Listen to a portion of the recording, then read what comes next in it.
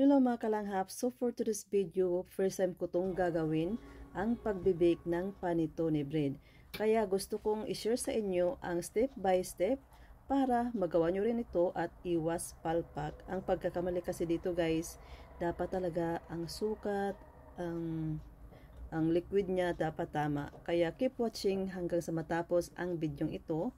Kasi marami akong bidyong pinanood para lang masuccessful ang reseping ito. Kaya simulan na natin.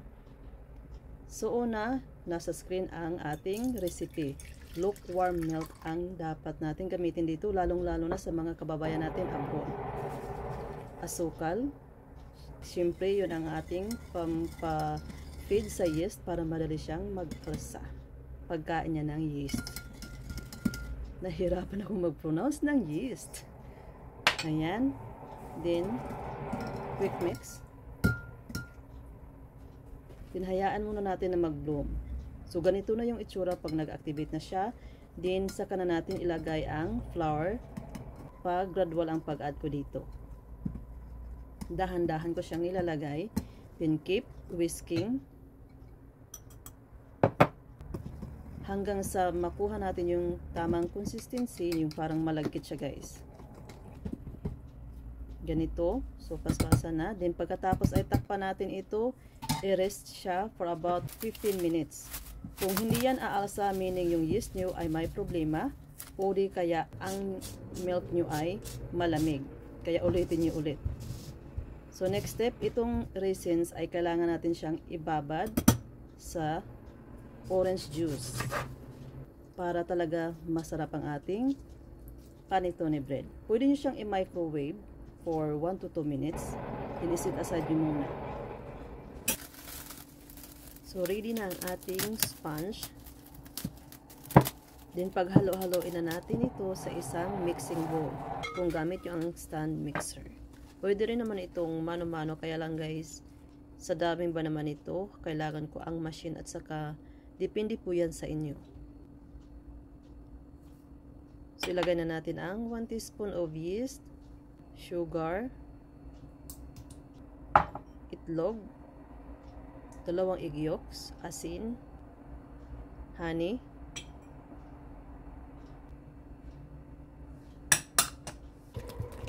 kung gusto yung matamis, dagdagan nyo yung raisins na nilagay ko kasi masarap talaga guys na every bite may raisins. So 1 cup lang ang nilagay ko dito, pero I would say 1 and 1/2 cup or 2 cups. So i-knead natin ito. So, dito guys, inoobserbahan ko siya na dry pa ang aking dough. Kaya naman, nagdagdag ako ng fresh milk. So, dahan-dahan ang paglagay ko dito para naman ay matansya natin ang tamang consistency. So, once na okay na, nilagay ko na rin ang butter. Dapat room temperature. Keep kneading hanggang sa maging smooth ang ating dough. Pag ganito na yung itsura, makinis na, magdagdag ako dito ng 1 orange. So, gagamitin din natin ang zest para hindi masayang kasi guys, masarap talaga dito ang yung zest ng orange at saka maganda yung amoy niya, yung aroma niya. So, yung orange juice, mga 1/4 cup dito, mga 3 tablespoons. So, dahan-dahan din ang paglagay ko dito para matansya ko siya kung sakto na ba. So far, itong isang orange ay sakto lang sa aking dough na yung gusto kong tamang consistency. Yung hindi dry, pero hindi rin siya masyadong malambot. Yung katamtaman lang. So, ganito guys. So, ito yung raisins natin na binabad kanina. Huwag niyong isali yung liquid. Candied orange peel. Pwedeng homemade. Then, paghalo-haloin lang natin ito, hindi naman natin kailangan i-knead. Basta makombine lang ang ating raisins at saka yung orange candied na nilagay natin dyan. So, once nahalo na ng maayos, tanggalin na natin dito. Ilagay na natin sa ating, paalasahin natin ito, pero i-form ko muna siya dito para naman maganda tingnan. Ayan guys, so makikita nyo siya sa texture na saktong-sakto ang ating dough. Hindi siya masyadong dry, hindi rin masyadong Yung parang ano siya guys, malambot, tama lang talaga.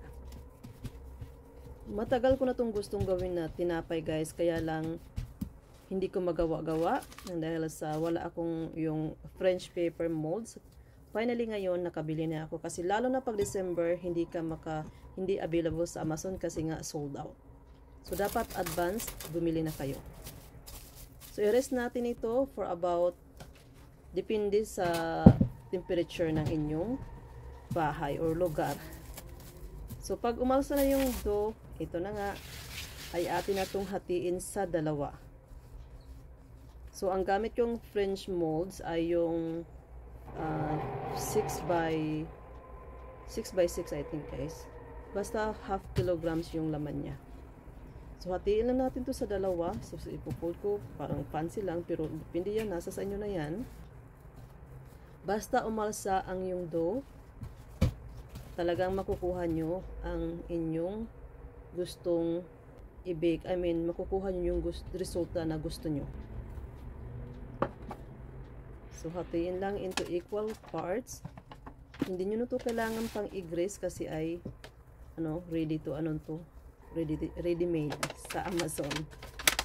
Hindi ako nagbibinta nito guys pero I like it. Sa mga nagtatanong dyan, sa Amazon ko to binili. Ayan. So, takpan natin to.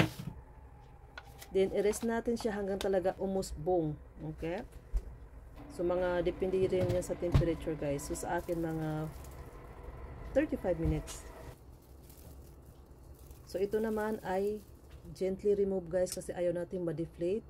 So, kailangan nyo lang guntingan sa ibabaw or kung mayroon kayong blade. Lagyan nyo ng kunting butter at saka i-brush nyo siya ng egg wash. Pero kung walang egg wash, pwedeng milk. So, dapat ang oven ay preheated na at this time para diretso na to sa oven. So, binake ko to mga 330 Fahrenheit preheated oven for 40 minutes. Iyan na guys. So, ang gagawin natin dito ay tutusukin natin ng stick, din i-rest siya. Yung cool down completely para naman malamig. Hindi na mainit kasi guys, ang tagal lumamig nito. So, now makikita na natin kung anong resulta ng ating panettone or panditone. Ayan guys.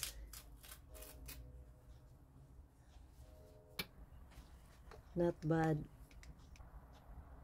So, sana nagustuhan nyo ang recipe ito guys. Huwag nyo pong kalimutan mag-subscribe and click the notification button para updated kayo for more videos.